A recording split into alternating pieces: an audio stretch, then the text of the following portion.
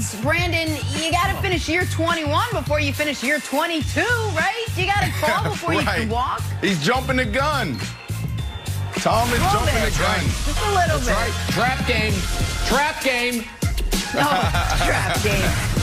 Well, speaking of said trap game, we are 3 days away from Super Bowl 55. For Brady and the Bucs, what a turnaround that would be from last year, right? For the Chiefs, the opposite of a turnaround, a keep looking straight, if you will. A chance for back-to-back Super Bowl wins hasn't happened since Tom Brady and those 03-04 Patriots.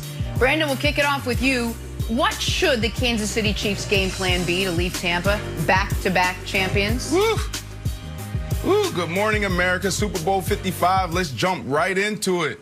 We are live. So let's start on the defensive side, Jenna. First and foremost, Chris Jones. He needs to dominate his matchup against the right guard. And the reason why this is important is because this will allow this defense to get pressure on Brady without blitzing. The secondary needs to shine. And they've been playing lights out the last couple of weeks. Thornhill is the key to this, because when you have a center field that can get it done, it allows the corners to play aggressive, and it allows that guy right there, Tyrann Mathieu, to be lights out. You know, they like to play him down in the box, robber, and that matchup's going to be interesting between him and Tom Brady.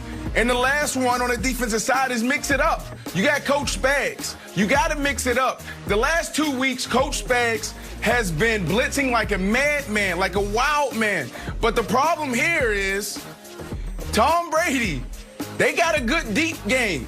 They can throw the ball down the field, and the offensive line allows them to do that. So that's what they got to do on the defensive side. Let's go to the offensive side right now for the Kansas City Chiefs. Let's see what we got here. First, don't bother running. Don't do it. That D-line, those linebackers in Tampa, they are phenomenal. Excellent run defense. So don't even bother running. The only runs we're going to see is gadget plays and RPOs. The second thing is you got to protect Mahomes. That offensive line is banged up. That offensive line has his work cut out for him. You have Shaq Barrett and JPP looking at you. And the last thing for them is Andy Reid had 2 weeks to prepare for this. His creativity is going to be on full display. So call the trick play at the right time. You know it's coming. So those are the keys for the offense and the defense, guys.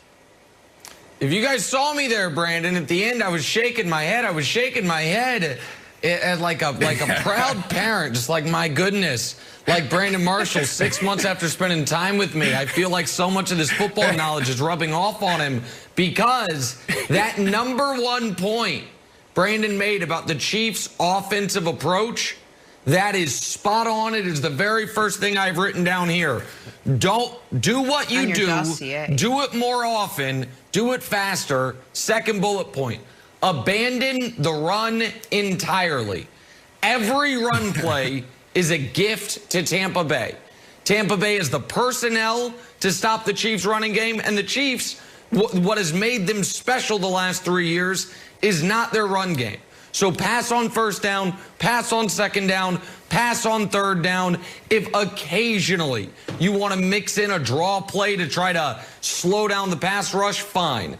But you need to be throwing the football, and Wilds, you need to get the ball out quick. The only way, excuse me, I was choked up, so proud of Brandon. The only way the Chiefs lose this game is strip sacks. Mahomes is not going to throw picks. Mahomes is not going to turn the ball over that way, and the Chiefs aren't a high fumble team. But a JPP or Shaq Barrett strip sack on a slow developing play down the field, that can flip the game. So throw the ball a ton, but get the ball out fast.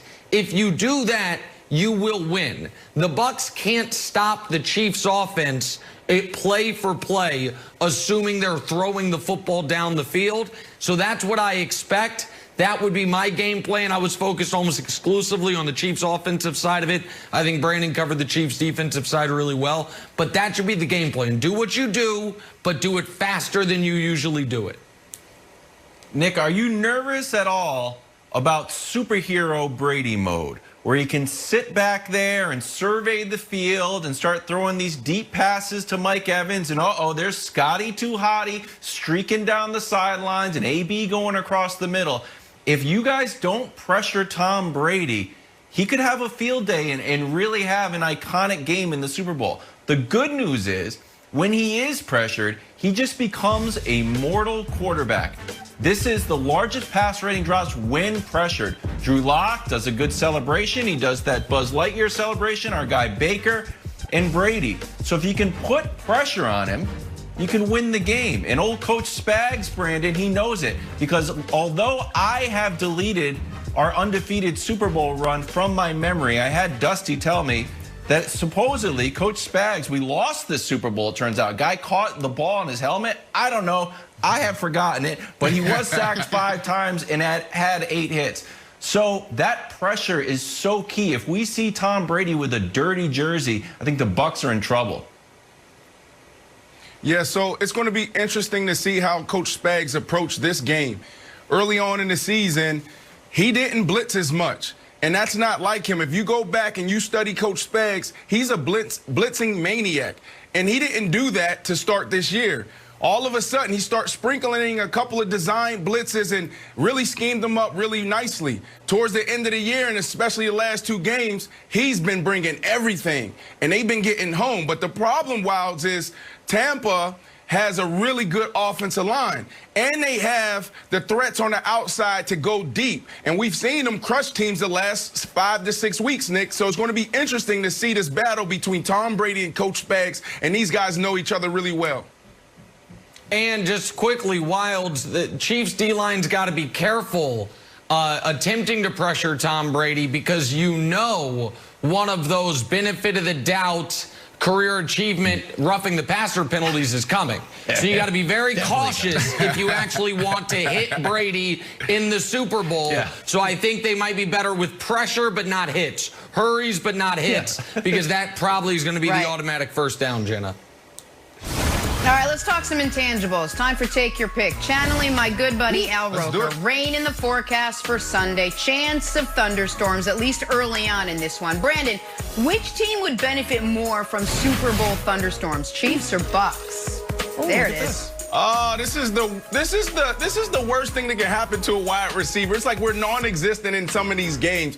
So when you think about it, you got to go with the Bucs. Bucs probably going to rely heavily on the run game, and then you got Travis Kelce and you got Tyreek Hill on the other side. So I gotta go with the Bucs, because that's the only way you can really slow those guys down. These two are monsters. This duo is hard to stop. So hopefully the rain can get it done. My apologies, Brandon. It started raining inside my house. I was trying to quiet it down while you were talking. The only